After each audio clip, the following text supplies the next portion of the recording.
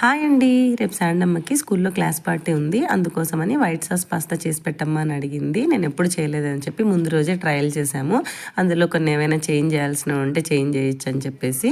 So pasta అయితే సరిగా ఉడకలేదనమాట నిన్న. ఇంక ఈరోజు అయితే పాస్తాని కాస్త బాగా ఉడికించేసి ఇంట్లో ఉన్న వెజిటబుల్సే క్యారెట్, క్యాప్సికము, ఆనియన్, టొమాటో ఇవే ఉన్నాయి నా దగ్గర. వాటిని మాత్రమే కట్ చేసి ఇంకా బాగా వేయించి పక్కన పెట్టుకున్నాను. ఇంక ఇందులోకి వైట్ సాస్ కావాలి కదా. సో మైదాని ఇలా వేయించేసి దూరగా అందులోకి పాలు కలుపుకుంటూ వైట్ సాస్ని అయితే తయారు చేసేసాను.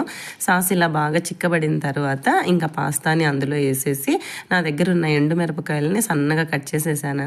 ఓరిగామి పౌడరు అవంతా ఏం వేయలేదు. కొద్దిగా పెప్పర్ పౌడర్ యాడ్ చేసి పాస్తా ఇలా బాగా మిక్స్ అయ్యి సాస్ అంతా లోపలికి వెళ్ళిన తర్వాత ఈ వేయించుకున్న కూరగాయలని కూడా వేసేసి చిక్కబడేంత దాకా కొద్దిగా ఉడికించుకుంటూ మెల్లగా కలుపుకుంటూ వచ్చాను. గట్టిగా కలిపితే పాస్తా విరిగిపోతుంది అన్నమాట. అందుకని మెల్లగా కలుపుతూ రావాలి.